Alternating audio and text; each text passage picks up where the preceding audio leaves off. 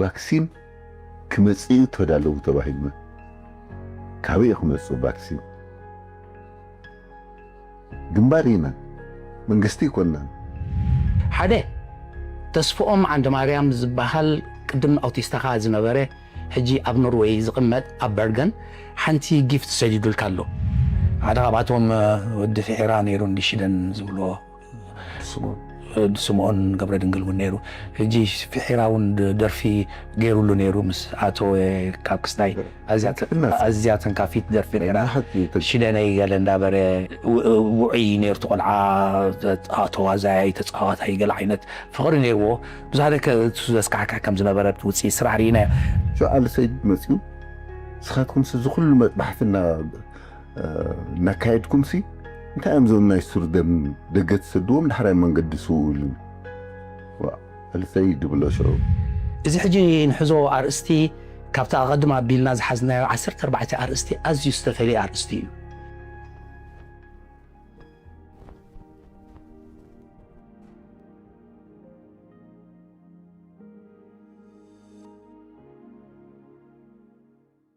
ተኸበርኩም ተኸታተልቲ መደብና مسمون زرعي اب اريتريا ميديا نتورك فراداي شو حجي مبل 15 كفال ودينا انا مبل 16 كفال سغاغر لنا اذا حجي نحزو ارستي كابتا قدما بيلنا زحزنا 14 ارستي از يستفلي ارستي منالبات حزب ارترا ولا تغلا لايون كيترفه بزعبا حجي نزاربو زلنا بزو حفلطو خيلو يخيل ግን ካብቶም ኣዝዮም ከበቲ ዝበሃሉ ፈተነታት ኣብ ልዕሊ ህዝቢ ኤርትራ ዝወረደ ፈተነታት ስለ ዝገልጽ ከም ሓደ ዓቢ ወራር ክንዛረበሉ ኢና ቅድሚኡ ግን ዶክተር መጀመርያ ሞንቋ ድሓን መጻኻ ኳድሃን ጸናኻ ኣብቲ መጀመርያ ክንሰጋገር ከለና ካብ መበል 15 ናብ መበል 16 ምግምጋም የድልዮ እዩ ብገምጋም ክንሪኦ ኢና ኢልካ ነርካ ሕጂ ብገምጋም ኢና ክንሪኦ እቲ ዝካየ ዝነበረ ቃልሲ ግን ኣብ ምዕራፍ 13 ኣብ መጽሓፍካ ሃገር ለኸ ለበዳ ዝብል ኣርእስቲ ኣሎ ሃገር ለኸ ለበዳ ዝብል ኣርእስቲ ኣሎ ከም ርእስቲ ጥራይ ዘይኮነ ከም ብዙሕ ትሕዝትኡ እውን እቲ ዘጋጠመ ሽግር ምናልባት ኣብቲ መጀመርያ ምእተው ከም ዝገለጽኮ ህዝቢ ኤርትራ ብግቡእ ዘይፈልጦ ተጋዳላይ እውን ብግቡእ ዘይፈልጦ እቲ ዓቢ ለበዳ ዓቢ ህልቂት እንታይ ከም ዝኾነ እንዲኻ ክትገልጸለይ ሕጂ ቅድሚኡ ግን ክልተን ኣሽቱ ነገራት ክዛረብ ደልየ ሓደ ተስፎኦም ዓንደ ማርያም ዝበሃል ቅድም ኣውቲስታኻ ዝነበረ ሕጂ ኣብ ኖርዌይ ዝቕመጥ ኣብ በርገን ሓንቲ ጊፍት ሰዲዱልካ ኣሎ እታ ጊፍት ክህበካ እሞ ንዓ ቅድም ክንሪያ እዚኣ እታ ጊፍት ብስሙ ህበካ ኣለኹ ነተዓዘብትና ከዓ እንተሪኢኻዮም ፈተባን ኸ ፈተና እዛ ጊፍት ተገዲሱ እዩ መፂኒ ረኺቡኒ ክረኽበካ እውን ዝደሊ እዩ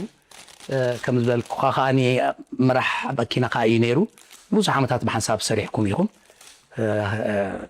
እዚኣ ምስ መፀ ቴሌፎን ደው ኢሉ ሓንቲ ጊፍት ላተና ዶክተር ንሓላፊየ ንዶክተር ክትበለይ ኢሉኒ እሞ እዚኣ እታ ጊፍት ኣነ እውን ሕጂ ክሪኣ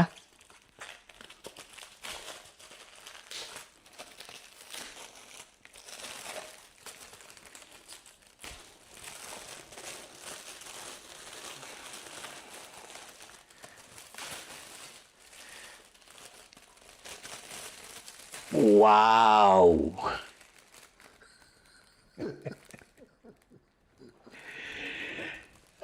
دكتورة ذا جيفت كرهبة كانوا عليك كدو سخال خان ديخا كلا مبو السخا زي إخا حاجة زي سو بتاعي على سيد عبد الله زون سو بتاعي سهاية ولد قوريا تزي تقاقي إذا بدهري زنبرة أوتيستاني على سيد كويني سمعنا الله حكاية هو جون علي إذا مني أمباسادر سمارة رؤسو ودرسو بين رؤسو واو በዚ ግን እንደ አልኻ ተረኺብካ እምበር እሱ ኣይለለኽዎን እንቶም ካልኦት ፅቡቕ ኣምፂኻዮም መድዓኒ እዛ ስእሊ እዚኣ ምናልባት ተሓተም ትኽእል እዛ ስእሊ እዚኣ ማእስ እያ ኣበይ እያ እዚኣ ሲ ኣብ ግንባር ናቕፋ ድሕሪ ምዝላቕ ኣብ 80 ወይ 81 በጋጣሚ ምስ ተራኸብና ንሰኣልስከ መዘከርታ ኢልና ተሰኣልና መን እዩ ንሰኣል ኢሉ ዓሊ ሰይድ دحرين كلها أنا بحساب سلج نبرنا كلها أنا تسائلنا حجة على سيد عززنا جنبار نقفاي نيرو في سهاية واللي جبريل كاني عززنا ميكانايزد بريجيد مس رمضان أولياء بينها بين الرسوم كا ناي 50 شمونتن بريجيد حكيم جون مرحمة كنا أنا غانا يتجنبار حكمنا حلف حكمنا هنا بتعمي أقداسيتيا بقى لازم أفجزها يغني اللي تسفهم عند مريم يقول لكم الله دكتورة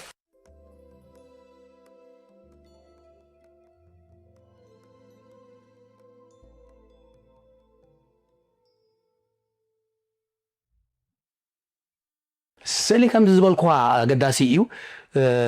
كم أبتا جمريا مدام بوزحت كابت خاتاتلت مدبكا نز مدبنا زكاتاتل وخبز اللو سبار ناب تساتفتون تسقاقي روميوم بوزح نكر بوزح انفورميشن بوزح حبريتاتات يهونا أزيو بوزح سلا زخواني نعو كميجيرنا خم نقربو حدا مواتريو قل قال غيرناس كان نقربو لو نخلو لو من قدون كنفترينا دكتوري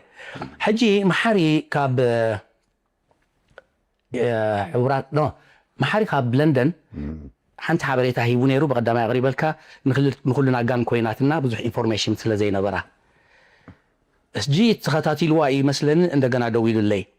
انت عايز بلنت حبريتا ناتي ايكونن ابتي كومنت تصحيفو زرخبكو ايو سلازي اتي كومنت خا كمزن يزبليلو نغيروني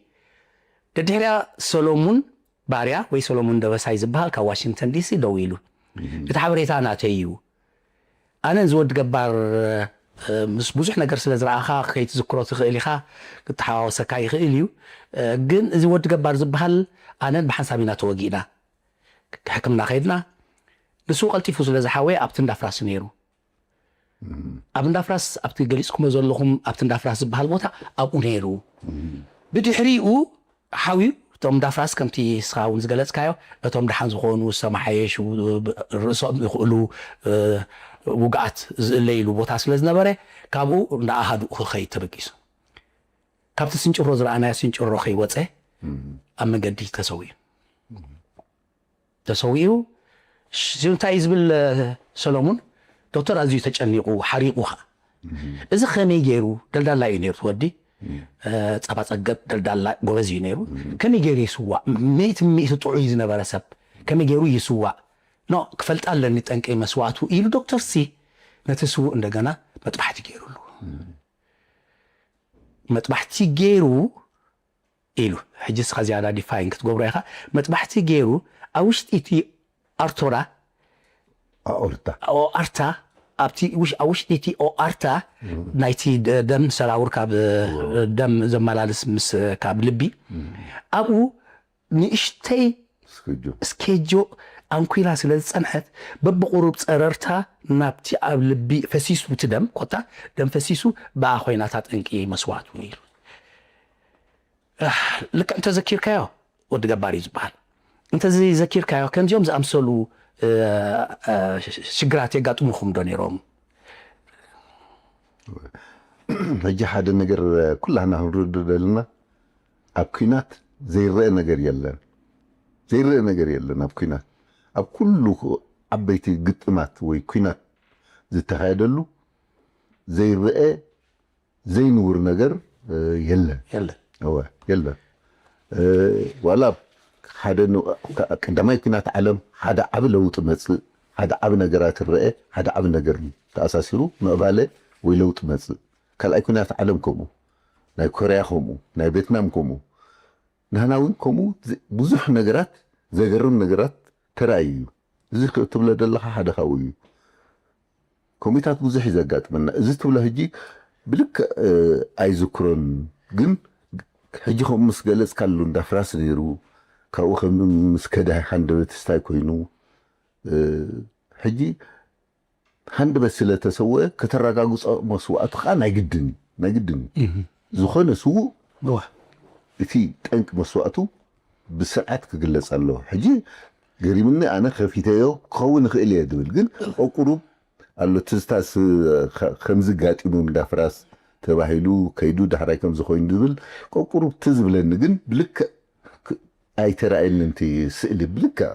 ግን ትዝብለካ ነገር ምሽ ኣሎ ከምኡ ትዝብለኒ ሕጂ እንታይ እዩ እዚ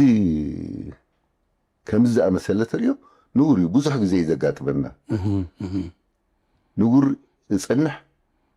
نعمت حنت لك ما قلت سلك حدا وقع توقيو مو علاقه متكلمنايو اب كاروتيد ارتري كابتي اورتا دوص مالتيو او حجي وقع مالتني مش تسكج خمسات بلا دلها دحانيو قلمتات قلته باهيلو والحمتي نورن هيت بل هو زحراي درسين كغبر خلو حكم خلو حدا ازمو وابتاخ سادوس كمز امسلت الله تبلني نغرني زحراي انا حسب كون جن كيده تراخوا انوريزم انت ارتري استسكجا بعغواتاس قرب ساي لوتريا بل ابزي اصنح نفلفل خيد دحراي ندق خيد نيرو وتودي تاير مليو دربعنا 4 نيرو دربعنا 4 كيدو مليو يمانه افورقي يمانه حكمنا دربعنا 4 نيرو او مسرعي وقت حكمنا مليو مسكده نواي سدو ابي خيد بتلكم كاشعو كنسدلنا مشت نفلفل بوغر خد دقيق حكمبر شو مطلعنا انوريزم اي نقبرنا نيرنا بتغزيتي مسارحي نبرنا هجي سديدو تاهون كاملو كاتري انا نزيا زياده تاي ابزخوف كوللا يلوني عاتمكم يلون انا خاكم لنا نو اذا حدا غني اكيد لنا نزيا اللي فلفل اكيد له تواتيتو بحالي سديدين فلفل كفلفل سوير قطع خيدو كاب سوير قطع مس رابعي روسو انوريزم كوم زنورو اخافلنا دغينا نحكمهم نير مخنياتهم بسارحين ورنا تمكرو يقرو شجرات نيرنا ناي كوميتات مسارح قبل كاسكت مكراي تخلينا هجي امنقدي اسو زياتو كومو 4 غصم تسويو امنقدي كاب قرا سغاب كارتوم زوصحو امنقدي 4 تسويو شو على سيد مسيو سخاتكم سزخل مطبحتنا نكايدكم سي انت امزونا يسور دم دقت سدوم نحراي منقد سؤول السيد بلا شو تمسارح بلنان تمكرو نايكم وخا ايطرننا لنا موت مسارح مص سخاتكم كا تمكروا له منقد سؤول لولن حراينا سبعان شمونتن ورحمش تلك زم حكيم بزيدو مص مسو مجمرات ممكن هجي تاي مالته ايه إذا خمزيتاتنا أرتري أورتاخون كالوت عبيتي سراور دم أرتريس ولا نايكساد ذكاروتي دا أرتري نولو ناوشتنا يدقن بحالو ثاب كلابيان بحالالو زي كابتم ذا شغرونا نوريهم حجي شو يتفلطم نها قنتانيش تشكو جدبلكا انت تبلامو تي حيل نايتي وحزدب النادفع هندبت تتكوس اذا خاخومي كومي دكتور قالوا ان اب حدا بوتا كقبرو تداليوم كلو ستريتشر حيزوم كقبرو تداليوم كلو وعي صنيحو تي دومو كستايز قبر كايون كم علاي متيو تذكر هذا سكت دغمل ستريتشر حيزوم متيوم كقبرو اندا تدالو كلو نساها قبل علي كتبت صنيحكا ترى اخي خنتاتو جن دومو نفسو كله وعي دحان الكاس حدا فتح غير كمسلني هو زوين كو ذكرى سمتها مثلك كانت 10 حدا ጋንታይ 11 ዋላ ናይ ሰራዊት ናይ ሲጨንፈር ሰራዊት ሓላፊ እምበር ጋንታ 11 ናይ ክልቴና ናተይ ናይ ዶክተር ሚካኤል ኣብኡ ሰርሕ ኣብ ርእሲ ኢኻት ምሕዳር ናይቲ ኣገልግሎት ጥዕና ሰራዊት ሰርሕ ነይረ ሕጂ ካብኡ ፅውዕኒ ሜዲካል ካ መንገዲ 15 ደቂቕ ግርኻ እትሪ ነይሩ ከምዚ ኮይኑ ሞ ኢመርጀንሲ ይብሉኒ ዳሕራይ ናጎይ ክመፅእ ኦልሬዲ ተሰዊኡ ይብሉኒ ሽዑ እሪኦ ተራኹ ሙቀት ገና እንታይ ሽሙ ምስ ሙቀቱ ዳሕራይ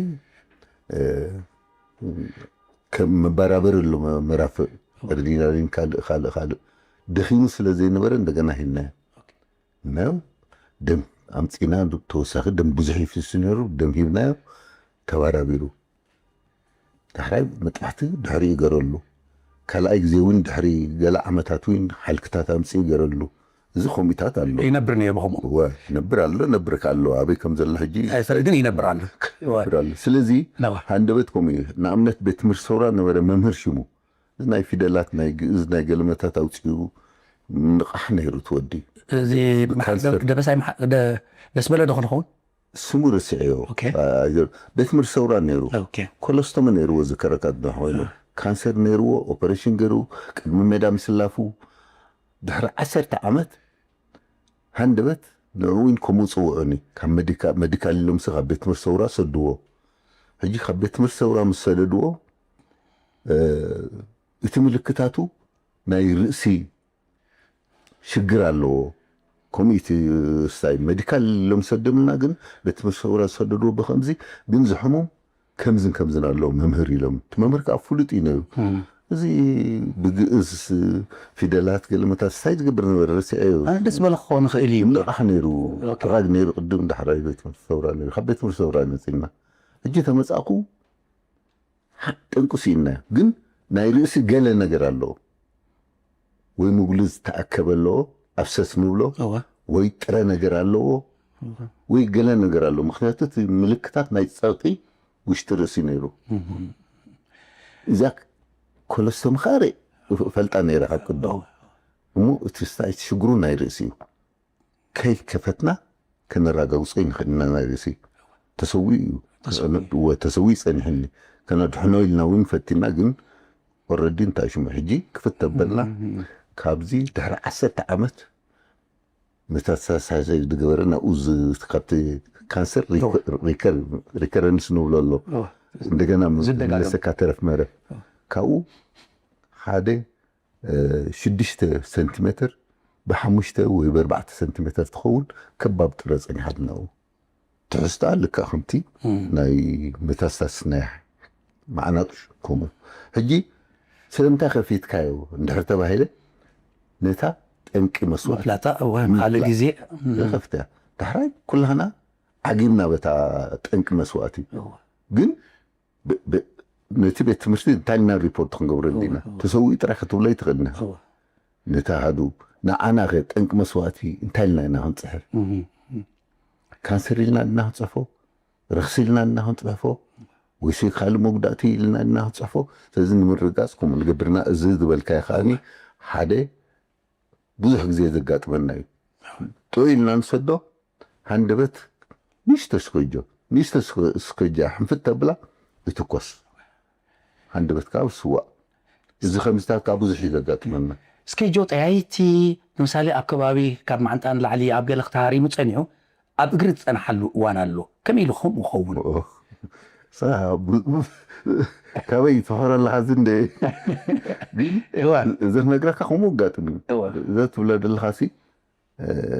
እስከጆ የብሉን ኢልካ ኣብዚ ካብ ካልእኻ ስታ ክትገብር ፀንሕ ትቐንዲ ትሕክም ገለ ዳሕራይ ዘይተሓስበ ትረክብ ኢኻ ሕጂ ንኣብነት ሓደ እዋን እንታይ ጋጢምናሲ እስከጆታት ነይርዎ ናይ ቡምባ ኢድ ነይሩ መስለኒ ክዝክሮ ኣብ መወዳእታሲ ሓዊዩ ገለመታት ተወፅኡ እንቀሳቐስ ሰዲድና እውን ዳሕራይ ቃንዛ ኣለኒ ኢሉ መፅኡ ትረኣና ኣብ እግሩ ኣኑሪዝም ከም ዝትብሎ ዘለካ እንደገና ናይ ሱግዳ በናይ መፅያ ዛስከጆ ዋላ ሓንቲ ንጣር ኣይነበሮ የብሉና ጣል ምልክት ዳሕራይ ትኩሉ ምወሲ ኣብዚታቱ እዩ ነይሩ ኣብዚ ናይ ከብዲ ገለመታት ከብዲ ከዓ መጥባሕቲ ገይሩ እዩ ሓራይት ድሕሪ ነዊሕ ግዜ ተረኣና ስታስፈጆ ኣኒሪዝም ገራታ ተኸፈትና ሳውስታ ገራታ መጥውኻ ይነበረ ኣብ ካልእ ፀኒሓስ ወሪዳ ንታሕቲ ከምኡ ክትከውን ኣለዋ ኢልና ኢና ግድነት እዩ ወስት ምስ ተወገሲ ኣብ ገለ ሱር ደም ፀኒሓ ኣትያ ከምዚ ውሕጅ ሕጅዎ ዝኸይድ ከምኡ ሕጅዋ ከይድስ ዓሚጥዎ ዝኸውን ካልእ ኣብ ሊትሬቸር ኣለዎ ናይ ኣሜሪካ ንኣብነት ሓደ እዋን ኣብ ሓደ ስታይ ሊትሬቸር ናይ ቪየትናም ይኹን ናይ ኮርያ ይኹን ናይ ገለ ደበኪ ስታይ ዝገበሮ እዩ ፕሮፌሰር ደበኪ ሽሙ ኮሎኔል እዩ ቪየትናም ነይሩ ካልኣይ ኩናት ዓለም ነይሩ ሕጂ እንታይ ድብል ጢሲ ኣብ ልቡ ኣትያ ጥኢት ኣብ ልቡ ኣትያ ሕጂ ዝሒላ ከላ ስለ ዝኣተወት ክትከውን ትኽእል እያ ኣትያ ደም ምናልባት ኣብቲ ቆፎ ልቢ ተኣኪቡ ነይረኸውን ንኽእል እታ ጥኢት ግን መወዳእታ ከይዳ ምንታይ ኣትያ ኣብቲ ፅው ዘለ ኣርተሪ ምስ በፅሐት ኣብ ናይ መሓውሩ ኣብኡ ዓጊታ ኣብለካ ሕጂ ከመይ ገራ ከይዳ ካብ ልቢ ሳጥራይ መውጋእቱ ካብ ልቢ ደኣ ተወሲ ከመይ ገራ ከይዳ ዘገርም ነገር ሕጂ ከምኢታት ዘይረአ ነገራት ኩናት የለን ከምዚ ናይ ወዲ ሻውል ኣብ ዝኾነ ነገር የለን ተራእይትን እዩ እታ ሰሓሞት ብዙሕ ግዜ ንበይና ይትውጋእን እያ ብፀላም ከብዲ ምስ ንእሽቶ መዓንታ ምስ ዓብ መዓንታ ምስ ገስዐ ምስ ኩሉ ክኽብብዋ ዘሎ ስለ ትውጋእ ንበይና ኣትያ ከዓ ኣብ ኣኾፍ ክትብልሲ ንእሽቶ ስታይ ፀባብ እያ ካብዚ ኩሉ መፅያ ኣትያ ሓራይ ፀፀር ክትገብር ፍሉይ ተርእዮ እዩ ሕጂ ብዙሕ ተርእየታት ዝገርም እቲ ኣብ ሊትሬቸር ተንብብዎ ዝነበርኩምስ ብግሪ ኣባና ከዓ ንሪኦ ሓራይና ንፈልጦ እኮ ሓራይና ደሊና ንረኽቦ እቲ ክስታይ ብዝኾነ ንዓኣተን ትንክፍ ኣቢለ ነታ ርእስቲ ዘተሓዝኩኻ ለበዳ ኣንቅፂ ሃገር ለኸ ለበዳ ኣንቅፂ እያ እታ ምዕራፍ ሕጂ ኣነን ገዛ ርእሰይ ንዕኡ ከንብቦ ከለኹ እቲ ፅሑፍ እቲ ውድብ ዘሕለፎ ወይ ዘካየዶ ቃልሲ ኣንጻር እዚ ብዙሕ ሰብ ዘይፈልጦ ከቢድ ወራር ናይ ለበዳ ኣንቅፂ ዝተፈላለየ ሕማማት የፍርሓካ እዚሲ ኣብ ትሕቲ ቁፅፅር ከመይ ገይሩ ኣትዩ እንተዘይኣቱኸ እንታይ ዓይነት ሳዕብን ምፈጠረ ነይሩ ኣብቲ ቃልሲ ኢልካ ትሓስብ እሞ ትጭነቕ ሕጂ ኣብ 1988 ኣብቲ ሳልሳይ ረብዑ ቢሉ ክሳብ 1889 ኣብ ሰውራ ኣብቲ ወታደራዊ ኩነታት ዝረኣዩ ዝነበሩ ኣገደስቲ ሕማማት ነይሮም እንታቱ እንታይ እዮም ኣብኡ ጥራይ ዘይኮነሲ ኣብ ሙሉእ እቲ ቃልስና እኮ ለበዳታት ከም ሓደ ኣካል ናይቲ ውግኣት ኮይኑ ብዙሕ ግዜ ተረኣዩ ሕጂ ንኣብነት እንድሕሪ ስታይልና ሲ 78 ራሳኒ ሕማም መፅዩ ደጋሲ ረስኒ ኢልና ስታይ ንገብሮ ወይ ኣርኤፍ ንብሎ ነበርና እሱ ላዕልን ታሕትን ኣቢልና ነዋርሕ ሰቦ ርእሲ ምልፃይ ክዳውንትኻ ምሕፃብ ብሮገር ናይ ነፍሲ ወከፍ ተጋዳላይ ነፀሉ ደሎ ክዳውንቱ ብምሉኡ ርእሱ ክላፀ ዘይተላፀ ክንቀፍ ገለ ማዓት ከርተት ኣቢልና ነዋርሕ ከዓኒ ሰቦ ኣብ 78 ድሕሪ መፋርቕ ከባቢ ጀሚሩ ሲ ስጋብ ራብዓይ ወራር ከባቢ እዩ ፀኒሑ ራብዓይ ወራር እምበኣር ድሕሪ ሕጂ የለን ጠጠው ነብሎ ኢልና ጠጠው ኣቢልና እያ ሰቦ 7-8 ወርሒ እዩ ሳገርና ናቢልና 8 ወርሒ ላዕልን ታሕትን ኣቢሎ ንኣ ተሓፀብ ዶ ንኣ ክዳንካ ከም ዝግበር ዶ ሮገር ገበሩ ዶ ተላፀይ ዶ ካባና ሓሊፉ ከዓ ኣብ ህዝቢ ከይኣቱ ከዓኒ መዓት ጥንቃቐ ገርና ሕጂ እዚ ሓደ ታሪካዊ ለበዳ እዩ ለበዳ ላዕልን ታሕትን ኣቢልና ምስቲ ወታደራዊ ኩነታት ናይ ምዝላቕ ከምኡ ከጋጥመካ ትቃለስ በቲ ለበዳ ትቃለስ በቲ ከዓ ፀላአ ትቃለስ ካልኣይ ፀላእ ማለት እዩ ድሕሪኡ ናይ ኩነታት ባረንቱ ካለካ ከምኡ በቲ ንወታደራዊ ስታይ እናተፀበና ለበዳ ናይ ሸሮኽ ተላዒሉ ስጋብ ክልተ ጋንታታት ዱልዱላት ንናተን ማኪናን መንቀሳቐስን ሕጀን ንናተን ኣፋውስ ሕጀን ሙሉእ ምዕራብ ኮለል ኢለኖ ክቋፃፀራ ኣብ ሰራዊትን ኣብ ህዝብን ብዙሕ ከዓ ድሒነን እዚ ሕጂ ንገዛእቲ ላዕልን ታሕትን ዘብለካ ድፎ ኣብ ፀላኢ ሽዑ ብዙሕ ሞይቶም ኣብ ባረንቱን ከባቢኡን ብሸረኹ ስጋብ ላዕልን ታሕትን ኣቢልዎም ንዖም ሰራዊቶም እውን ካልኡኹም ሓኪም እውን ካብ ኣቅርደት ኣምፅኦም ክከላኸልዎ ካብ ኣስመራ እውን ፈቲኖም እዚ ቅድሚ ሕጂ ጠቂስና ኢና ሳልሳይ ሕጂ ተላዕለ ካብኣቶም ዝገደደ ከዓኒ ኣንቅፅ ጀሚሩ ኣንቅፅ ክንኣቱ እንዲና ሕጂ ኣንቅፅ ክንኣቱ ከለና መጀመርያ ኣንቅፂ ዝተረኣየሉ ቦታ ኣበይ ነይሩ ናይ ኣንቅፂ ቤት ትምህርቲ ሰውራድ ሕጂ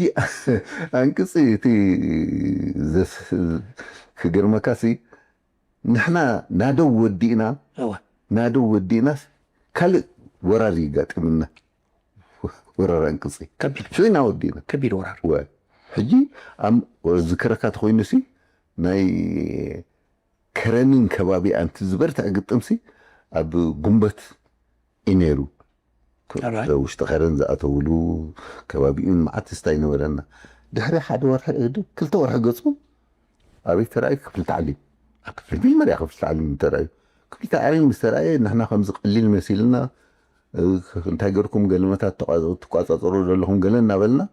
ካብ ዓቕሞም ላዕሊ ኮይኑ እናኾነ ኸይዱ ሽዑ ካብ ዓንበርበብ ተወሳኺ ዓቕምን ተወሳኺ መድሃኒትን ወሲድና ላዕልን ታሕትን ኢልና ሕጂ እቲ መስዋእቲ ብዙሕ ከቢድ ኣይነበረን ከምቲ ናተይ ተዘክሮ ማለት እዩ እሳቶም ፈልጥዎ ዝያዳ ግን ካብ ዓንበርበብ ሰዲድና መድሃኒትን ካልእን ደገፍ ሂብናዮም ማለት እዩ ሕጂ ካበይ መፅኡ ዝብል ሕቶ ክንምልሶ ነይርና ምክንያቱ ካብ ከባቢና ድዩ ወይስ ካብ ርሑቕ ቦታታት መፅኡ ኣብ ክፍሊ ተዓሊም ሽዑ ካብ ድሕሪ መስመር ብዙሓት ዝመፁ ነይሮም ካብ ዝተሰለፉ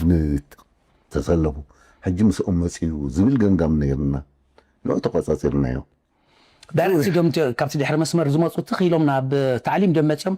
ወይስ ብትግራይ ገይሮም እዮም መፅኦም እሱ ንፈልጦ ነገር የለን ግን መብዛሕትኦም ሽዑ ዝረኸብናዮም ኣብ ባሮንቱ ዳሕራይ ክመፅአ መብዛሕትኦም እቶም ሽዑ ዝመፁ ዝነበሩ ካብ ደቡብ እዮም መፅኦም ባሮንቱ ምስ ከድና ዳሕራይ ኣዘክረና ጠቕሳየ ባሮንቱ ንምክልኻል ኢና ምስ ከድና ብዙሓት ካብ ደቡብ ዝመፁ ረኺብና ኩነታት እውን ቆቁሩብ ነጊሮምና ብዛዕባ እንታይ ኣሎ ኢልና ሕጂ ካብ ድሕሪ መስመር ከዓ መብዛሕትኡ ዝጠርጠረና ካብ ደቡብ ወይ ድማ ካብ ትግራይ ምክንያቱ ብኡ እዮም ዝመፁ ነይሮም ጠውዮም እዮም ዝመፁ ዝብል ስታይ ነይርና ቤት ትምህርቲ ሰውራ ድሕሪኡ ነዊሕ ከይፀንሕካ ኣብ ቤት ትምህርቲ ሰውራ ተላቢዑ ሕጂ ክልቲኡ እኩብ ሰብ ዝነብሮ እዩ ታዕሊም ብዙሕ ሰብ ዝነብሮ ቤት ትምህርቲ ሰውራ ከዓ ከምኡ መምሃራን ኣለው እዞም ኣለይቲ ኣለው ተምሃሮ ኣለው ብዙሒ ሕጂ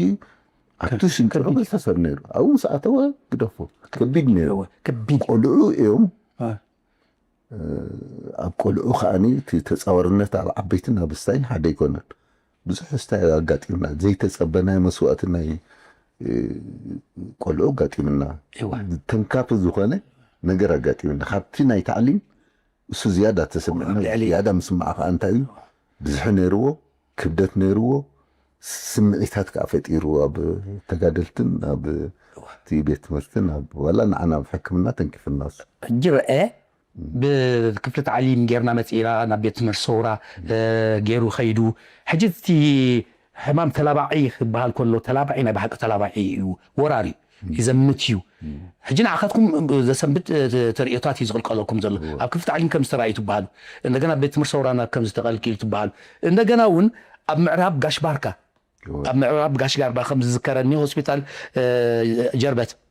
ሓበሬታ ዝተዋሃበኩም እቲ ናይ ምዕራብ ባርካ ስፍሓቱን ዝርግሑን ክሳብ ከመይ ነይሩ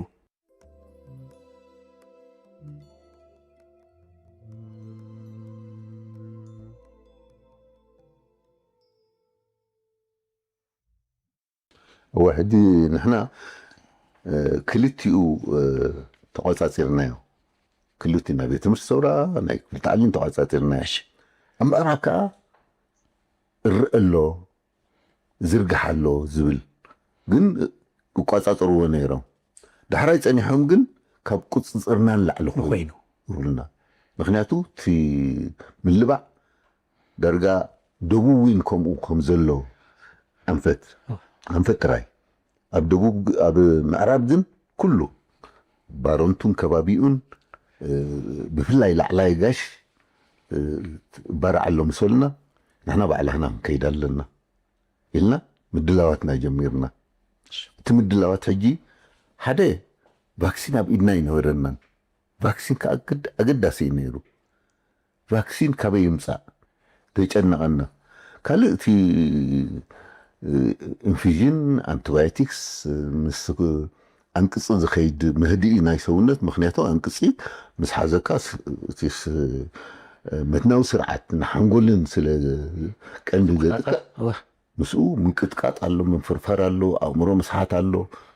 ጠረው ብል ሰውነትካ ሕጂ ነዚ ዝኸውን ኩሉ መድሃኒት ክንቃለሶ ንኽእልና ግን ክታበት ተቐንዲ ቫክሲን ካልኸሉ ቫክሲን ኣብ ሜዳ ወላ እንተመፀ ከመይ ጌርካ ትቆፃፀሩ የለን እንተመፀኸ እንተ እዋ ድሓር ሓራይ ኣይትታወህ እሞ ቫክሲን ክንረክብ ነይርና ቫክሲን ክመፅእ ተዳለዉ ተባሂልና ካበይ ክመፅእ ቫክሲን ግንባር ኢና መንግስቲ ይኮናን ግን መፅኡ ንሕና ተዳለዉ ተባሂልና ኩሉ ቀሪብና ኢንፊዥና ደሎ አንቲባዮቲክና ደሎ ምስኡ ዝኸይድ ናይ መትናዊ ስርዓት ምህዲኢ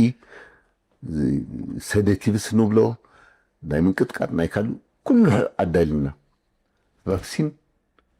እሱ ዳለዉ ኣቢልና ክንውድን ማካይን ክመፃ ተፃዒኖም ቫክሲን ብሓደ ግዜ ኣብኣ ከለና ተዳሊና ስለ ዝፀናሕና ምድላዋትና ንምዕራብ ምቅራብ ገርና እቲ ምቅራብ ዝገበርና እንታይ እዩ ሓደ ማካይን ኣድልያና ነቲ ቫክሲን ዝወስዳ እቲ ቫክሲን ብበረድ ድኸይድ ኮልድ ቼይን ይድበሃል ኣብ ዝኾነ ሲ ንተወሰነ ግዜ ሒዝካ ትኸይድ በረድ ክትልውጠሉ ኣለካ ኮልድ ቼይን ኣበይ ንግበር ዝብል ሕቶ ክንምለስ ነርና ቅድሚ ምንቅስቃስ ነኻ ዛራ ሓደ ሆስፒታል ናይ ግንባር ፍሪጅ ስለ ዝነበሮም በረድ ኣዳልው ኢልናዮም ካልኣይ ግርማይካ ኢልናዮም ግርማይካ ናይ ህዝቢ ሕክምና ሆስፒታል ነይሩ እሳቶም ንኸምኡ ዝኸውን ዓቕሚ ይነበሮም ንኸሰላ ቀረባ ስለ ዝኾነ ንኸሰላ ሓብሩልና ኢልናዮም ከዳልውልና ሳልሳይ ድሕሪኡ ተሰነይ ድሕሪኡ ባሮንቱ ሽግር ኣይነበረን ተሰነይ ሽግር ኣይነበረን ዛራ ሽግር ኣይነበረን ናይ ግርማይካ እዩ ነይሩ ግርማይካ ከዓ ልኢኩም እዚ ንምንታይ ኢና ንገብሮ ነርና ክንጓዓዝ ከለና ድኾነ ፀገም እንድሕር ጓኒፍና ካብ ዝቐረበ ኣምፂና በረድ ክንትክኦ ስለዚ ዝዳሊና ማለት እዩ ቅድሚ ምጋስና ካልእ ነቲ ኢንፊዥን ካልእ አንቲባዮቲክስ ካልእ ምስኡ ዝኸይድ ኣብ ዓባይ ማኪና ቀሲላ ክትመፅእ ትኽእልሳ ቀሲላ ክብል ከለኹ ሲ ከምቲ በረድ ሒዝካ ትንቀሳቀሶ ከምኡ ፍጥነት ኣየድልየካን እዩ ምክንያቱ መኪና እንድሕር ተባላሸትካስ ካልእ መኪና ምፅኻ ትትክኦ እቲ ግን ክባላሸ እቲ ቫክሲን እንድሕር 24 ሰዓት ሓሊፉ ወይ በኺኹ ኣብ ምምካኽ እንድሕር ከይዱ ስለዚ ህፁፃት ፍጥነት ዝንቀሳቀሳ ማካይን ብዘይ ገለ ፀገም ክንረክብ ነርና መጓዓዝያ ተሓቲቶም 3 ሓደስቲ ሬሌቲቭሊ ሓደስቲ ኣይተንቀሳቀሰን ማለት ግን ኣነ ሓደስቲ እየ ነይረን ሽዑ 3 ሓደ ዓይነት 3 ሓደስቲ ብተዘመደ ሓደስቲ ማለት መፅዮም እቲ ቫክሲን ኩሉ ውፅዕድናዮ እቲ ዓባይ ማኪና ከተርክበና ንሕና ግን ተኺልና ክንከይድ መንና ነርና ኪዳነ ነቲ መድሃኒት ዝካታለ ኪዳነ ፋርማሲስት ወልደሱስ እሱ ሓላፊ ናይታ ፋርማሲ ጨፈር ፋርማሲ ነይሩ ሃይለ ምሕፁን ኣነ ኮይና 3 ከይድና እቲ ምዕራብ ምስ ናይ ሰራዊት እዩ ምምሕዳሩ ምክንያቱ እቲ ኩሉ እቲ ናይ ዋላ ህዝቢ ሕክምንኡ ምስ ናይ ሰራዊት ተፀጊዖ ምክንያቱ ንድሕነት ናይቶም ሓከይም ተባሂሉ ምስ እዩ ርክቦም እዚ ማለት ከዓ ምሳይ ነይሩ ማለት እዩ ስለዚ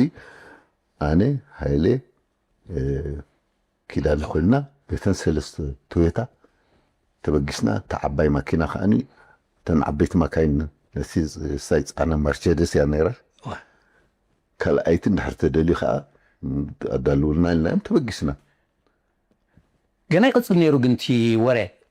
እቲ ፍጻሜታት ይቅፅል ነይሩ እቲ ለበዳ ኣፀቢዩ ይቅፅል ነይሩ ንስኻትኩም ኣብ ምዕራብ እዚ ተፈፂሙ ዝኩሉ ምድላዋት ጌርኩም ምስ ነቐልኩም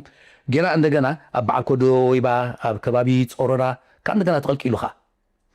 እሱ ሕጂ ምዕራብ ምስ በፃሕና ቅድም ቁሩብ ከምኡ ምዕራብ ኣብ ደቡብ ይርአ ኣሎ ኢና ሰሚዕና ይርአ ኣሎ ዳሕራይ ግን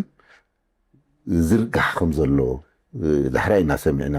ኣብ ሳይ ምስኣተና እቲ ላባዕ ከም ዘሎ ምዕራብ ምስኣተና ግን እንታይ ነገርና ቤተን ሰለስተ ቶዮታ ተማራርሕና ዛራ ኣቲና ዛራ ኣነፂርና እቲ ድሓን ምዃኑ እቲ ግርማይካ ቀፂልና ግርማይካ ምስኣተና ክንቅይር ነርና ሽዑ ካብ መንሽሙ ተሰነ ይብፅሓና ድዩ ኣይብፅሓናን ኢልና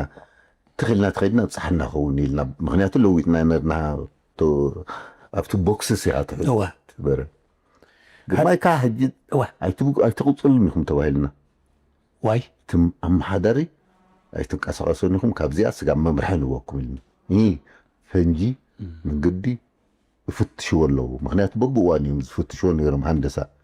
ምክንያቱ ሓምሻይ መስርዕ ንብሎ ሓምሻይ መስርዕ እንታይ ምዃኑ ህዝቢ ዋላ ክንገልፀሉ ንኽእል ኢና እቲ ሓምሻይ መስርዕ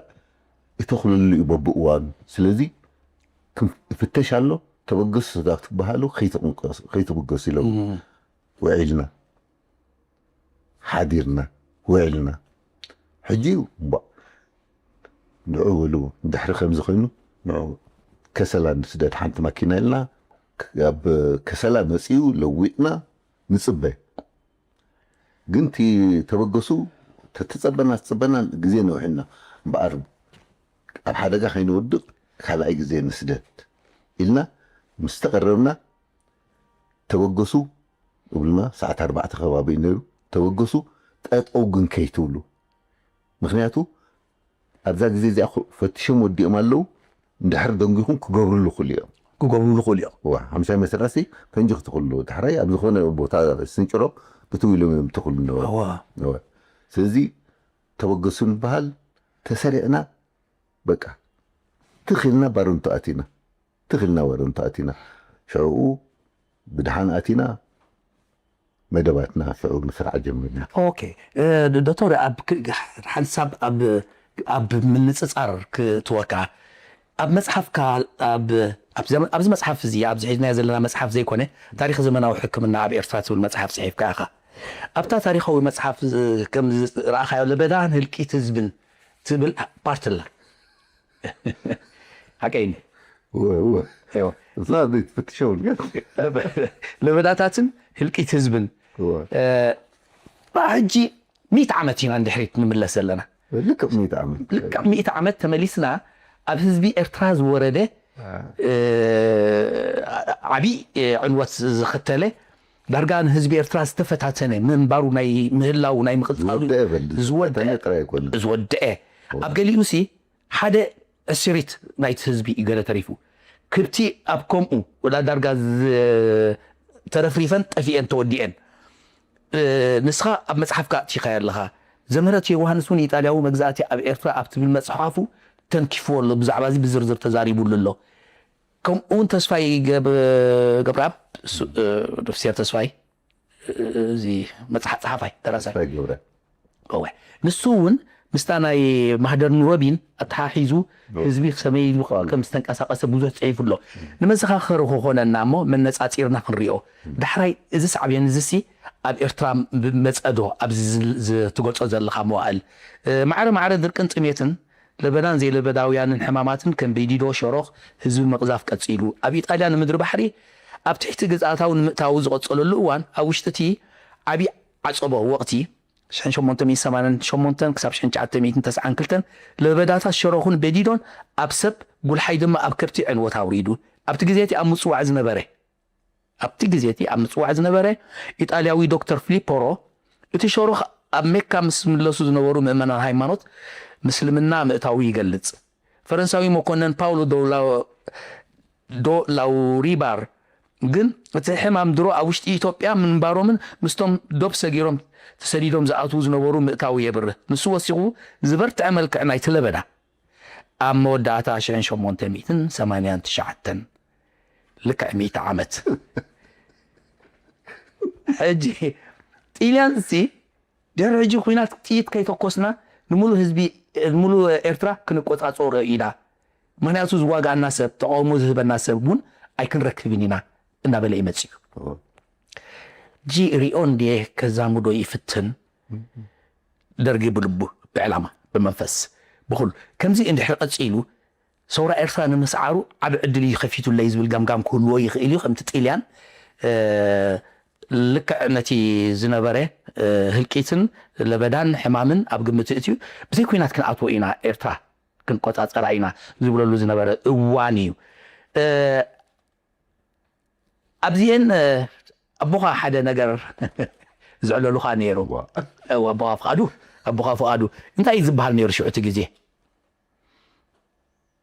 ዘመነ ካሒዳ ይበሃል ነይሩ ምክንያቱ ብኩሉ መዳይሲ ህዝቢ በቲ ከብቱ በርሳ በቲ ሰብ መውት ስደድ ከምኡ ስለ ዝነበረት 4 ዓመት ዘመነ ካሒዳ እዩ ዝበሃል ነይሩ ሰብሲ ነንሕድሕድ እውን ተኸሓሒዱ እዩ ተጠላልም እዩ ኣብ ኢትዮጵያ ሰብ ምሰብ በልዕ ነይሩ ሰብ ምሰብ እበልዕ ነይሩ ውላዳ ዝበልዐት ኣደ ነይራ ሃፀይ ምኒልክ ናብኡ ከምዚ በሊዓ ኢሎም ስጋብ ኣቕሪቦም ተፈይና በሊዓ ተባሂሉ ስጋብ ኣብ ከምኡ ዝበፅሐ ኮታ ብሓፈሹ ነይሩ ስለዚ ከቢድ እዩ ነይሩ ኣብ ኤርትራ ጥራይ ዘይኮነ ኣብ ኢትዮጵያ እውን ግሬት ፋሚን ዝበሃል ነይሩ ሕጂ ጣልያን ክኣቱ ከሎ እንደገና ካልእ ኣሎ እንደገና ካልእ እቲ ገዛኢ ካብ ንመንግስቱ ዝፀሓፈላ ጠቂሰ ኣለኹ ኣነ እዚ ግዜ እዛ ግዜ እዚኣ ንኸበሳታት ወፂና ወይ ሽዑ ምድሪ ባሕሪ ነይሩ ገና ኤርትራ ይበላና ከበሳ ወፂና ሙሉእ ብዘይ ኩናት ክንቋፃፀሮ ንኽእል ኢና ዚስ ኢዝ ዘ ራይት ታይም ዝበለሉ እዋን እዩ ነይሩ ምክንያቱ ህዝቢ ሃሊቑ ክቃወሞ ይክእል ገለ ይክእል ስኽ ኢሉ ከበሳ ከምቲ ዝበሎ ከዓኒ በቲ ሕማመቲ ህዝቢ ከበሳ ህዝቢ ስጋብ 6,000 ሰብ መይቲ ዝብል ዝመንሹ ዶክተር ካርል ቢንኩስት ስዌደናዊ ኣብ እንኩሉ ዝነበረ ኣብ ሓደ ወርሕሲ ኣብ ሓደ ኩሉ ግዜ ብሰሙን ኣብ ተፈልየ ግዜ ኣብ እንኩሉ ጥራይ 100 ሰብ ንቐብር ነይርና እዩ 100 ሰብ ብሓደ እዋን ካብ ባፀዕ ስጋብ ግንዳዕ በቲ ከዓ ስጋብ ከባቢ ኮሮ ስጋብ 6,000 ሰብ መይቲ እዩ ዝብል ጣልያን ከንታይ ይብሉ ኣፅኒዕዎ ዳሕራይ ዳርጋ ልዕሊ ፍርቂ ህዝቢ ከበሳ በዚ ሕማም እዚ ብጥሜትን በሪሱ እዩ ስለዚ ተቃውሞ ብዘይ ተቃውሞ ክንሕዘ ንኽእል ኢና መሬት ከዓኒ ብዘይ ዝኾነ ውግእን ካልእን ክንሕዘ ንኽእል ኢና መሬት ከይተርፈ እዩ ጠቂስዎ መሬት ወዳ በሚናለ ኣብዚ ተንቡበ ትኽእል እዚ ጠቂሰ ኣለኹ ተቂሱሎ ማለት ብዘይ እንታይ ስሙ ብዘይ እንታይ ስሙ ክሕዘፈሉ እዩ ከምዚ ዝኣመሰለ ኩነት መልታ እዚኣ ንፅፍቲ ናይ ሓደ በዓል ስልጣን መንግስቲ ጣልያን ነበረ እዩ ኣብ ከምዚ ዝበለ ኩነት ኢጣልያ ኣብ ቀይሕ ባሕሪ ብሓፈሻ ኣብ ምፅዋዕ ድማ ብፍላይ ዘጋጥማ ሓዲስ ፀገም ኣይክህሉን እዩ ከምዚ ዝኣምሰለ ኣጋጣሚ ብኣንጻሩ እኳ ዳ ዝመቸ ሃዋህው ምዃኑ ዘጠራጥር የልቦን ኣብዚ ዓመት እዚ ቦታታት ንምሓዝን ግንባራትና ንምስፋሕን ክንሰግሮ ንግደድ ዓብይ ፀገም ኣይከጋጥመናን እዩ ከበሳ ምስ በፃሕና ድማ ህዝቢ ገዲፎሞ ዝኸዱ መሬት ንዓና ብዙሕ ኣገዳስነት ኣለዎ ብዘይ ፀገም ኣብ ዝገደፎ ቦታታት ክንቅመጥ ንኽእል ኢና እዩ ዝብል እዚ ከምዚ ዝኣምሰለ ነገር ንፀላኢ ፀባ ንፈታዊ ከዓኒ ዕረ ዝኾነ ኩነታት ንኸይፍጠር እቲ ዘካየድኩሞ ውግእ እቲ ውድብ ዘካየዶ ንኣብነት ቫክሲን ክምፃእ ዘይሕሰብ እዩ ቫክሲን እንተመፀውንቲ ናይ በረድ ኩነታት እዚ ውግእ እዚ ውግእ እዚ ንምክያድ ብፍላይ ከዓኒ ብኩሉ ክትቆፃፀርዎ ስለ ዝነበረኩም ብዶብ ዝኣቱ እውን ክመፅእ ክእል እዩ ብሱዳን ዝኣቱ እውን ክመፅእ ክእል እዩ ብኢትዮጵያ ዝኣቱ እውን ክመፅእ ይኽእል እዩ ሕጂ እቲ ግንባር ኣዝዩ ሰፊሕን ክትኩናት ከዓኒ ኣዝዩ ከቢድን እዩ ነይሩ እስከ ነቲ ክስታይ ንምሽፋን ዘውፃእኹሞ ፕላን እስካ ነዚ ክንምክቶ ኢና ኢልኩም ዘውፃእኩሞ ፕላን እንታይ ይመስል እስኪ ሕጂ ቅድሚኡ እዚኣ ክብላ ፀናሓሲ ፀቢቑ ገዳሲ ምክንያቱ ኣብዛ መፅሓፍ እዚኣሲ ካብኡ ላዕሊ ገሊፀ ኣለኹ እንታይ እዩ ጥልያን ክድይብ ከሎ ኣብ 89 ኣስመራ ከይኣተወ ከሎ ናይ ምክልኻል መደባት ኣውፅዩ ኣስመራ ከይኣተወ ከሎ ሕሰቦ ምክንያቱ ክልክሞ ይትሕማ ከምኡ ስለ ዝኾነ 89 ገና ቅድሚ ሓደ ዓመት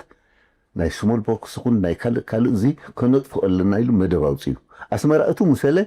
ብሓደ ጥሪ ናይ ስሞል ቦክስ ቫክሲን ካብ ዓዲ ጥልያን ኣምፅዩ ቫክሲኔሽን ጀሚሩ ኣስመራ ከኣቶ ከሎ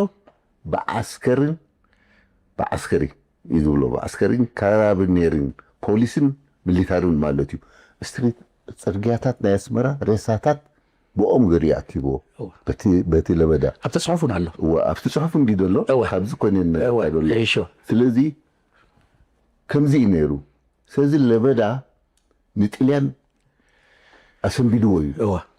ቫክሲን ኣምፅኡ ካልእ ኣብ ውሽጢ 10 ዓመት ኣብ ኤርትራ መዓት ለውጢ ምፅኡ ስለዚ ኣብ ግዜ ኩናትካ ስም ድሕሪጅካ ወታደራዊ ስርሒት ከተካይድ ኣይትኽእልንሃ ኣብነት ክጠቕሰልካ ግብፃውያን ኣብ 1872 ቅድሚ 10 ገለ ዓመት ጥልያን ቅድሚ ምእታው ማለት እዩ ካብ ባፅዕ ንከበሳ ክወፁ ከስፋሕፍሑ ማለት እዩ ኣብ ዓላ ክበፅሑ ከለዉ ታይፎይድ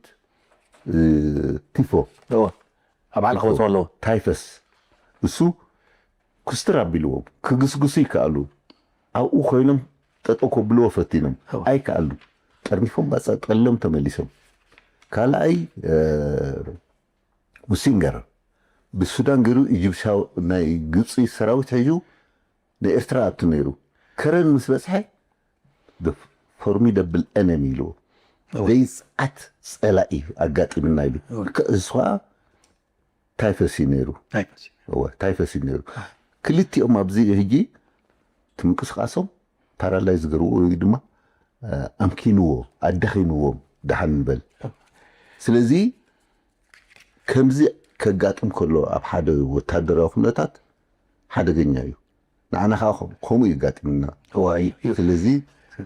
እዚ ናይ 100 ዓመት ተመሊስና 100 ዓመት ተነፃፂርና ክንሪኦ ከለና እዚ ሓደ ፍፃሜታት እዩ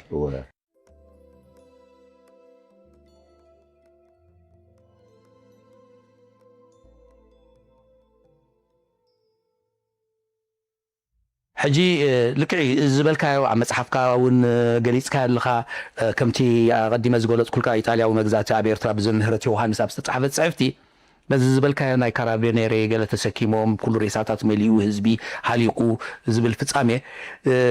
ነቲ ህዝቢ ከመይ ዓይነት ህዝቢ ምዃኑ ከይተረፈ እዮም ዝገልፅዎ እንታይ ዝብል እቲ ብውርኩት ህዝቡን ፍርያት መሬቱን ናይ ሻሕ ዓድታት ጎላጉል ተባሂሉ ዝንገረሉ ዝነበረ ዶግዓ ሓማፅን ናብ ኣውያት ዝስምዖም ናይ ዝዓነወ ገዛውትን ሒደት ጡምያት ኣኳይን ፀምፀም በረኻ ተለዊጡ ኣሎ እቶም ኣብ ቅድሚ ሕጉስ ዝነበረ እቲ ኣብዚ ቅድም ሕጉስ ዝነበረ ሃገር ዝተፈፀሙ ስም ዘይርከቦም ግፍዕታት ምግላፅ ኣይከኣልን ኣብ ወረቐት ተሰፍሩ እውን ኣይምተኣምኑን እዩ ዝብል ኣብ ገፅ 85 ሕጂ እዚ ትገልፆ ዘለኻ ሲ ሳላ ታሪክ እንደገና በፅባዕቲ ተገይሩ ዝፅሓፍ ስለ ዘሎ እምበር ወላ እንተ ተፃሕፈ እውን ኣይተኣምኖን እዩ ዝበሃል ኦኬ እዚ ነገር እዚ ከይፍፀም እቲ ዝገበርኩሞ ምድላዋት ሕጂ ዝተኸፈተልኩም ግንባራት ሕጂ ብኩሉ ዓቕልኻ ዘፅብብ ነይሩ ብኩሉ ዓቕልኻ ዘፅብብ ሓደ እቲ ምብራዕ ናይ ሕማም ኣሎ ካልኣይ ናይ ፀላእ ኩነታት ኣሎ ኣብታ ግዜ እቲኣ ከዓኒ ውግኣት ነይሩ ሓደ ናይ ሽረ እንዳስላሴ ነይሩ ውግእ ነይሩ መካናይዝድ ሕዱታት ናና ውኡ ከይደን ነይረን ካልኣይ ደቡብ ነይሩ ካብ ዓዶ ካላ ጀሚሩ ስጋብ ከባቢ መንድፈራ ቅፀል ውግእ ነይሩ ናህና ማለት እዩ ኣፀዋ ደርጊ ሕጂ እዚ ሓደ ኣሎ ምዝ ኩነታት እዚ ከዓኒ ክትቋፃፀሮ ኣይትኽእልኒኻ ምክንያቱ ምልባዕ ኣሎ ምንቅስቃስ ሰራዊት ኣሎ ምንቅስቃስ ህዝቢ ኣሎ እዙ ይነሰክፈካ ኢሉ ኣብ ርእስቲ ህልውና ናይቲ ሕማም ስለዚ ምስኣተና እንታይ ነገርና ነቶም ኣብኡ ክቃለስዎ ዝፀንሑ ድሕሪ መስመር ሓከይምና ህና ዶክተር ብርሃነ ነይራ ተኸስተር ኣያ ነይሩ ካልኦት ነይሮም ዶክተር ፊሽ ኣብ ግርማይካ ነይሩ ሳዕፀን ግደ እዚኦም ኣኪምና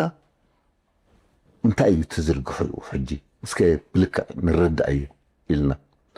ሕጂ ኣኼባ ገርና መንገዲ ባሮንቱ መንደፈራ እንታይ ይመስል ትዝርግሕ ሕማም ላዕላይ ጋሽ ባርካ ንበይኑ ወሲድካ እንታይ ይመስል ንኣብነት እዚ ናይ ከባቢ በዓል ዴዳ ሊባን ሓበላ ሽላሎ እዚ ካልእ ኸ እንታይ ይመስል በዓል ጀርበት ከባቢኡ መንገዲ ተሰነይከ መንገዲ ቅርደትከ እዚ ኩሉ ኣፅኒዕና ወዲእና ማለት እዩ ሕጂ እታ ማኪና ከዓ መፅያ መድሃኒት ተረኪባትና መፅያ ስለዚ መደባትና እንጀምር ኢልና ቤናይ ንጀምር ኢልና ብላዕላይ ጋሽ ትዝኸበደ ውኡ ነይሩ ስለዚ ትዝኸበደ ኣብኡታት ስለ ዝነበረ ሓደ ዱልዱል ጋን እታ ናብኡ ውስታ የዳልና ቫክሲንና ደሎ ገሌና ደሎ ገለ ኸይድና እንታይ ፀኒሕና ሽዑ ብፍላይ ካብ ስጋብ ተኾምቢያን ከባቢኡን ብዙሕ ኣይረኸብናን ስግር ምሰልና መረብ ምስ ሰገርና ግን ካብ ሃዳሙ ጀሚርና ንጀርበት ገፅና ኸይድና ዳሕራይ በዓል ዓዲ ማእለል ሽላሎ ፀኒሕና ውን ንባድመ ገፅና ስጋብ ዴዳ በፂሕና ማለት እዩ ኣብዚ ኩሉ ብዙሓት ረኺብና ናይ አንቅፂ ሕሙማት ብፍላይ በዓል ከባቢ ዴዳ ዝሕምብርቲ ደንበ ሕምብርቲ ዝበሃል ከባቢታት ከም ዘሎ እዮም ሓቢሮምና ስለዚ ንሕና ጥራይ ንንቀሳቀስ ኢና ነርና ንሰንጋንታታት ቫክሲን ሕጅን ቦክስ ኢኻ ተንጠልጥሎ ከም ሳንኬሎ ኣብኡ በረድ ገርካ ነቲ ቫክሲን ሒዝካ እትኸይድ ነቲ መውጊኡ እንገለን ስለዚ ማኪና የድላየና ነረን ሽዑ ጥራይ ብከምኡ ትክንበፅሖ ንኽእል ትበረድ ከይዝሓለ ከሎ ኩሉ እቲ ከባቢ ብመስርዕ እናሰደድና ንኩሉ ስታገርና ሕሙማትከ ነቶም ሕሙማት ከዓኒ ግቡእ ሕክምና ምክንያቱ ቀረው ኢሎም ፀና ብፍላይ ዘይርስዖ ኣብ ዴዳ ዝፀንሑና ሕጂ ዴዳ ፀንሑና ዴዳሲ ብለኮ ደቀ ምሓረ መንደፈራ ንዓዲ ጓዕዳ ድያ ትኸውን ኣብ መንጎ ዴዳን ኣብ መንጎ ባድመን ኣብቲ ከባቢ ኩሉ ሓያሎ ስታይ ፀኒሕና ስለዚ ነዚታት ነዊሕ ግዜ ወሲድልና መበገሲና ከዓ ጀርበት ኢና ገርናዮ ጀርበት ሆስፒታል ናይ ድሕሪ መስመር ኣብኡ ነበርቲ ናይ ሰራዊት ናይ ህዝቢ ከዓ ከምቲ ዓንተ ተወስኮ ግርማይካ እዩ ነይሩ ስለዚ ካብኡ እናበገስናዮም ባዕልህና እውን ምስኦም እናተንቀሳቀስና ሰለስቴና ከም ዝገርና ላዕላይ ጋሽ ወዲእና ማለት እዩ ዝሞቱ ድሓን ክንደይ ህዝቢ በመይቱ ክንደይ ህዝቢ ፀኒሖምና ኣሎ እቲ ፀብፀባት ድሓን ዝክረ እሱ ወላ ኣብቲ ስታይ ኣሎ እቲ መፅሓፍ እውን ትንክፋቢለ ኣለኹ ድሕሪኡ መንገዲ ባሮንቱ መንደፈራ ስጋብ በዓል ማይ ምነይ ልዕሊኡን ዘሎ ከባቢ ከድና ማለት እዩ ዋላ ንመንሽሙ ተፀጊዖም ማይ ድማ ከባቢ ናብኡ ገፆም ተፀጊዖም ኩሉ ሳይፈትሽና እሱ ዳርጋ ብዙሕ ኣይነበሮን እሱ ቀንዲ ላዕላይ ጋሽ ነይሩ ምዕራብ ሰራይ ከዓ ተዝገደደ ምዕራብ ሰራይ ዝበሃል ሽዑ ደንበላስ ዛይዶ ኮሎም ምናታ ሳልሰይቲ ወረዳ እዚኣተን ዳርጋ ብብዝሒ ነይሩ ብፍላይ ዘባዊ ምሕዳር ጀማሂር ዝንቀሳቀሱ ቦታታት ስለ ዝነበረ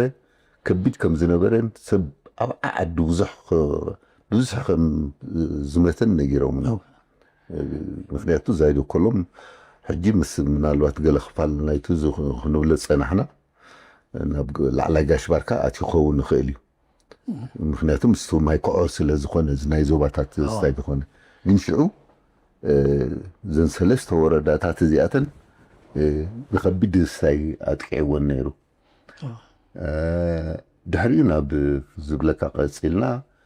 እሱ ወዲእና እቲ ክንበፅሖ ዘይንኽእል እሞ ዝነበሮ እቲ በረድ ክበፅሓልና ዘይክእል ከዓኒ እዕድጉ እናፀዓና ኢንፊዥኑ ደሎ አንቲባዮቲኩ ደሎ ገለመታት ብከምኡ ብመሰረቅ እናንቀሳቀስና ኢና ተኸላኺልናዮ እቲ በረድ ክበፅሖ ዘይክእል እቲ በረድ ኣብ መንጎኡ ስታይ ዝኸውን እዚ ወዲእና ድሕሪኡ ናብ ቅርደት ኢና ተበጊስኩም ሕጂ ምድላዋት ንቅርደት ኩሉ ልክዑንተን ካልኦት ምድላዋት ንገብሩ ከዓ ኣቅርደት ማእኸል ገርና ኢና ንሰርሕ ፈቲና ማዕረማሪኡ እውን ኣብ ግንባራትን ኣብ ደጀንን እውን ናይ ምክልኻል መስርሕ ነይሩ እሱ ሕጂ ክንውዳእ ኣለና ምክንያቱ ዘስጊና ደሎ እዚ ሕጂ ንቅርደት ክንብገስ ከለና ከይተበገስና ከለና ኣብ ደቡብ ሕማቕ ኣለውና ካብ ኩደዋይባ ጥቃ ጾረና እቲ ሩባ ጥራይ ዝፈልየን ስለዚ ኩደዋይባ እያ ነይራ ተሓክምናና ናይ ደቡብ ሕማቕ ኣሎ ትኹናት ክንቋፃፅሮ ይከኣልናን ስጋብ ከባቢ ስመራ ብሙሉኡ ተባሪዑ ብዙሕ ሰብ ከመውት ኣሎ ትርኢት ዘስካሕከ ሕጂ እስካሕካሕካ እቲ ኣገላልፆም ካልኦት ሰንቢድና እዩ ክንገብሮ ንኽእል ከዓ የለን ቫክሲን ክንሰድድ ኣይንኽእልና ቫክሲን ብምንታይ ክንሰዶ ክሰግድ ከለካ ከዓኒ ብትግራይ ተጠዊኻ ኢኻ ኩደዋይባ ተኣቱ ብገርካ እንደቡብ ማለት እዩ ከምኡ ስለ ዝኾነ ሕጂ እዕዱግ ገርና እቲ ክንሰዶ ንኽእል መድሃኒት ጥራይና ሰዲና ቫክሲን ክንሰድድ ኣይከኣልናን ብከምዚ ተኸላኸልዎ ኢልና እዕዱግ እናፅዓና ሰባት ምስኦም እናገበርና ኩደዋይባ እቲናዮ ማለት እዩ ንሕና ከዓ ንቅርደት መደብ ኣውፂና ማለት እዩ እዚ ብከምዚ ድሕሪኡ ኣብ ቅርደት ኩሉ ዳሊና ቫክሲንና ዳሊና ካልእ ምክንብገስ ኢልካ ኩሉ ግዜ ምምሕዳር ክትሕብር ኣለካ ምምሕዳር እሞ ንብገስ ኣለና ከምዚ ኢልና ገለልና ኣይትብገሱን ኢኹም ፅንሑ ኣለኩም ኢልና ፍተሽ ኣሎ እቲ ፅርግያ ፈንጂ ኣሎ ዘተኣማምን ኣይኮነን ፍትሽዎ ኣሎ ሃንደሳ ኩሉ ግዜ ምስ ፀኒሖም ዝፍትሽዎ ኣለዎ ምክንያቱ ቅድሚኹም ከምዚ ማኪና ተሃሪማያ ድሕሪኹም ከምዚ ተሃሪማያ ገለ ወረታት ስለዝነበረ ኣሰኪፈና እሱ እዩ ንዓና እውን ካብ ልዑል ሓልየት እውን ጥንቃቐ ገረምና እቲ ምንቅስቃስና ፍትሽ ምሰለ ተበገሱ እዮም ድብልካ ስለዚ 2 መዓልቲ 3 መዓልቲ ተፀቢና ንኣቅርደት ክንከይድ ፀቢና ተበገሱ ተባሂልና anyway ተበጊስና ኣቅርደት ኣቲና ቅርደት ናይ ካቶሊክ ሚሽን ኣለው እንታይ ሽሙ ዋላቲ ሆስፒታሉ ናይ ህዝቢ ጀሚርና ነርና ሽዑ በረድ ረኺብና ኣብኡ ከዓኒ ሓደ መስርዕ ፅርግያ ሕዩ ንበዓል መንገዲ ኸረን ሕዩ ዓድታት ስታይ እናገበሩ ዝኸይድ ሓደ መስርዕ ገርና ሓደ ከዓ ጃሜና ሽማ እዛ በዓል ውጩ ዝሰገሩላ እታ ምን እንዳሓንቲ ሓንቲ ምስራኻ ምብራቅ ገፃ ትኸይድ እቲኣ ከዓ ሰሜናዊ ምብራቅ ኢልና ብክልተ ጋንታታት ሰዲድና ከባቢ ናይ ቅርደት ደሎ ህዝቢ ኣኪብና ናይ ቅርደትን ከባቢና ግና ኩሉ ቫክሲን ዝተገርናዮ ግን ከቢድ ነገር ኣይረኸብና ናብኡ ግን ምክልኻል ክገብር ስለ ዘለዎ እቲ ከባቢ ምክልኻል ሙሉእ ምክልኻል ገርናዮ ቫክሲን ሂብናዮ ሕማት ግን ዘሰንብድ ስታይ ኣይረኸብና ናብኡ እቲ ዘሰንበደና ቀንዲ ላዕላይ ጋሽ ባርካን እዚ ምዕራባዊ ቆላ ናይ ሰራይ ዝበሃል ነበረ ደቡባዊ ምዕራብ ናይ ሰራይ ዝበሃል እቲ ዓቶ በዓል ዛይድ ከሎም ገለሞታት ዝበልናዮ በዓል ምስ እሱይ ንትቐንዲ ነይሩ እዚ ወዲእና ምክልኻል ናብ ካልእ ቦታ ከይሰግር ኢና እቲና ስለዚ ኣብዚ ርጋሕ እዚ ኩሉ ርኢናዮ ሰፊሕ ቦታ እዩ እቲ ምንቅስቃስ ኣዝዩ በዳሂ እዩ ደቡብ ኣሎ ባርካ ኣሎ ሰሜን ኣሎ ብትግራይ ዝመፅእ ኣሎ ብሱዳን ዝመፅእ ኣሎ ከይኣትወካ እውን ዝግበር ምክልኻል ኣሎ እዚ ኣዝዩ ከቢድ ነይሩ እቲ ኩነታት ሕጂ እንታይ ትዝርጋሐይ ርኢና ኣለና ነዚ ዝርጋሐይ እዚ ክትቆፃፀሩ ኣበይ ክንደይ ወርሒ ወይ ክንደይ ግዜ ወሲዱ እቲ ግዜ እኳ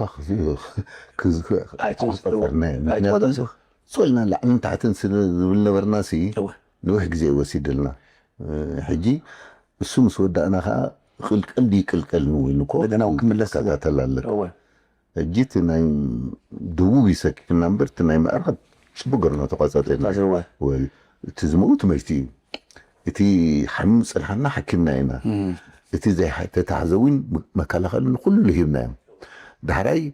ተሓንቲ ተረፈትና ናይ ተሰነይ እንታይ ሽሙ ፈትሽናዮ ዘስግእ ኣይነበሮ ንሱ እቲ ከባቢ ተባባርያ ነይሩ ስለዚ እንታይ ንግበር ኢልና ሕጂ መከላኸሊ ክርአ ከሎ መከላኸሊ ክንህብ ኣለና ኢልና ሰንተርስ ገርና ማእኸል ተቐንዲ መቆፃፀሪት ባሮንቱ ገርናያ ንሱዳን ከይኣቱ ወይ ካብ ሱዳን ካብ ሜዳን ሱዳን ከይኣቱ ወይ ካብ ሱዳን ሜዳ ከይኣቱ ከዓ ማእከላት ገርና ሓንቲ ተሰነይ ገርና ግርማይካ ገርና መራፊት ገርና ቃሩራ ገርና ኣብ ኣርባዕቲኡ ማእከላት ገርና ክንቋፃፀሩ ኣብ ነፍሲ ወከፍ ከዓ ቫክሲን እንድሕር ገለ ኮይኑካ መልእክቲ ገይሮም ከምዚ ተራእዩ ብልካ ብስርዕ ትሰደሎም ካበይ ካብ ባሮንቱ ማእከል ገርና ከምዚ ገርና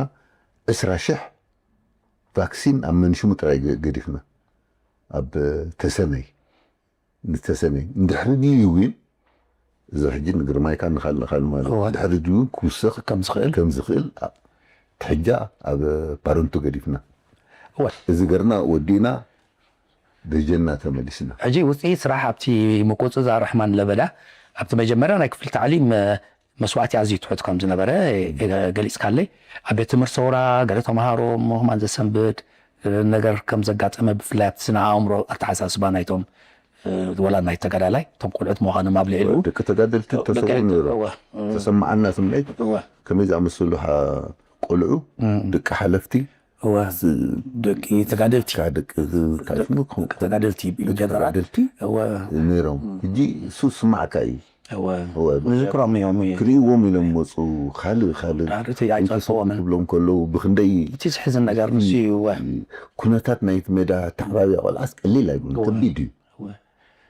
ከቢድ ስለ ዝኾነ ክስዋእ ከሎ እቲ ቆልዓ ሓዘን ይስማዓካ ሓደ ካብኣቶም ወዲ ፊሒራ ነይሩ እንዲሽደን ዝብልዎ ስምዖን ገብረ ድንግል እውን ነይሩ ሕጂ ፊሒራ እውን ደርፊ ገይሩሉ ነይሩ ምስ ኣቶ ካብ ክስታይ ኣዝያ ተንካፊት ደርፊ ነይራ ሽደነይ ገለ እንዳበረ ውዑይ ነርቱ ቆልዓ ተዋዛይ ተፃዋታይ ገለ ዓይነት ፍቅሪ ነይርዎ ብዙሕ ዘስካሕካሕ ከም ዝነበረ ብቲ ውፅኢት ስራሕ ርኢና ምዕራብ ፕላስ ሰሜን ደቡብ ምዕራብ ሰራየ ከምቲ አንተ ወይ ዝገለፅካዮ ደንበላ ዛይደኮሎም ወዲ ሰበራ ብድምር ኣብዚ ክንደይ ዝኸውን ቫክሲን ወዲእኩም ሕጂ እቲ ቁፅሪ እኮ እንታይ ይመስለካ ብናይ ጀማሂር ዝኣከብካዮ ብናይ ናህና ሓከይም ዝኣከብካዮ እኩል ፀጻብ ኣይኮነን ምክንያቱ ጀማሂር ኣብ ዓዲ ዝሞተ ብዙሕ እዩ ብልካ እቲ ብዙሕ እዩ ብልክዕ ክነግሩካ ኣይኮነን ምክንያቱ እሳቶም እውን ብወረወረ ዓዲ ዝቶ ከምዚ ሞይቶም ዓዲ ዝቶ ከምዚ ሓሚሞም ዝኣከብዎ ወረ እዩ ንሕና እውን ብዓይንና ዝረኣናዮሲ ብዙሕ ዝሞቱ ሕማት ኢና ርኢና እምበር እቶም ዝሞቱስ ቀቢሮሞ ይምፀናኻ ሞይቶም ሕጂ ብልክዕ ክነግረካ ኣይክእልኒ ግን ሓደ ሓደ ካብቲ ሽዑ ስታይ ዝገበርኮ እቲ መፅሓፍን ቁሩብ ጠቂሰ ኣሎ እቲ ናይ እንታይ ሽሙ ሲታት ቁፅሪ ድሓን ግደፎ ስጋብ ክም ኣይኖ ብዙሕ ኣገዳሲ እውን ኣይኮነን እንታይ ሕጂ 406 ንብልካ ሕጂ ናይ ላዕላይ ጋሽ ባርካ ቶማት ካብኣቶም ክንደይ ተሰዊኦም ትብሎም ዓዱ ተሰዊኦም ከባቢ 10 ገለ ኣሎ ኣብቲ ፀጥታብካ 10 ገለ ከባቢ ድረስና ንሕና ጥራይ ድረከብና ዓዲ ዝሞተ ግን ክትረኽቦ ይትኽእልና ብዙሕ ቫክሲን ከም ዝህለኽኩም ግን ኣሎ ብቲ ፀብፃብካ 116,000 ከባቢ ኩሉ ብድምር ክንደይ ይኸውን እሱ ሕጂ ተፃዒኑ ዝመፀ ተሰኪምና ዝኸድና ክንዲዚ ኣሽሓት ይኽእል ተብኢት ሸህዲ ክትብሎ ዋላካ ዲ ክትብሎ ግን ንኩሉ ትኣክል ክንበፅሖ ንኽእል ብቫክሲን በፂሕና ኢና ገሊኡ ብሳንኬሎ ተሰኪሞም ዓዲ ዓዲ እናኸዱ በረድ ዝመልእ ሳንኬሎታት ገሊኡ ብኣድጊ ኣድግን እቲ መድሃኒት ብኣድጊ ኸይድ ስታይ ከዓ ተኣፋፍ ስለ ዝኾነ ብሳንኬሎ በረድ መሊእኻ 24 ሰዓት እዩ ዝሕል ካብኡ ባላሸ እንድሕሪ ስታይ ኮይኑ هم قرنا خدنا تحريو دسكفنا نقرات نيرو مغنياتو عتكلزان كبابي انسي ترأيو يلومنا عتكلزان كبابي مدهرز ترأيو بجنبار حلحل بجنبار كرن أسقايو دبل فرحش يجنا أسنبيد الناسو كلايت ناي كفل تعليمن ناي بيت مرسوران كونتين ولا تقورنا تقاصصرنايو سو ملو دو سلازم ديجن بملو فاكسين كنولنا حزبن تقادلتن حدي جنباراتك حجي انا يقدم جنبار دل نقدم ديجن دلو حطينا لنا جنبارات نقدم لنا مخنياتو انت سكفنا تناي سمين كابس مرانا وري او اندحر ترايو جنبارات هو سراوت سويلنا ኢትዮጵያ ካብ ከተማታት ስታይመጽ ግንባራት يرفعنا ومالالس ስለነበረ እሱ ሰክፍና ናይ ግንባሪና نقدم لنا وصلنا ናይ ክልቲ ግንባራት ካብ حساب إلنا إنا وسيدنا حجي ناي وعل انتم حكيم ناي من شو منورو على دكتور حساب قال نيرو ما ب زرع نقوم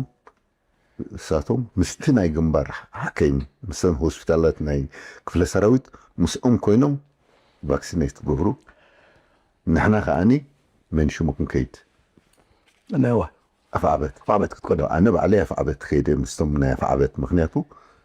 سوين صبوق نقاصصر صبوق مرداتا كلهم علوم توم ناي سراويت حكيم ناي كوارويتات سوزي اخي باغرنا لكاوين هاوزارخم وغيرهم اخي باغرنا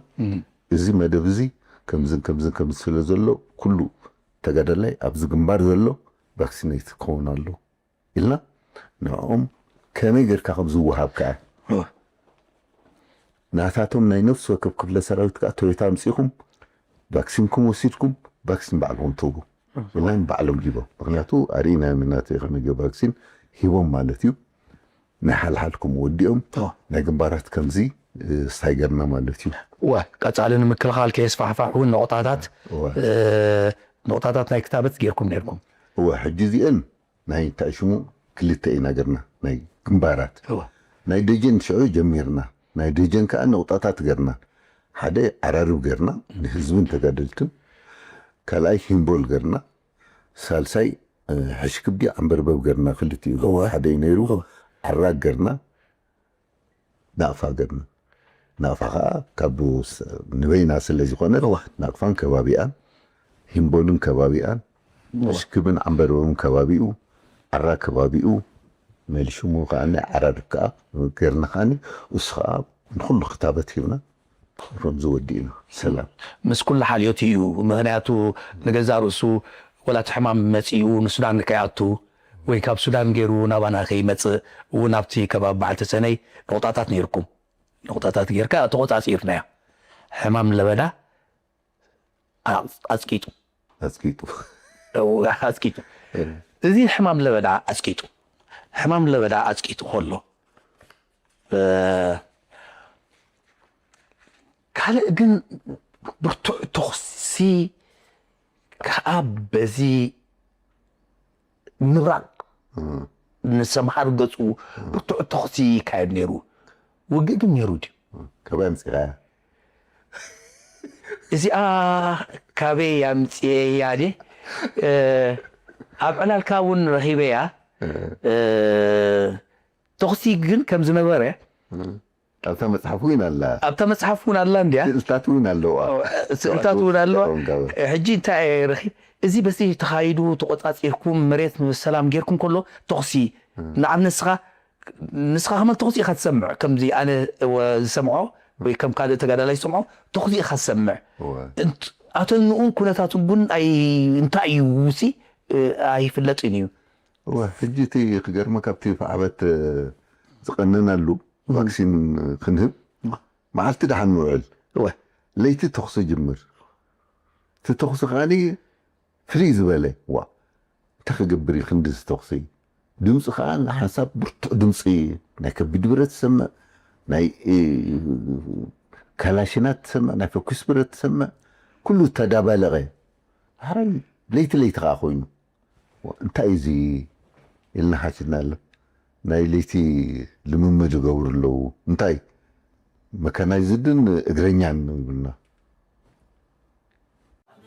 አንተ ኤሪትራዊ አሚር ጸበባ መርሃዊ የብሉን አበስ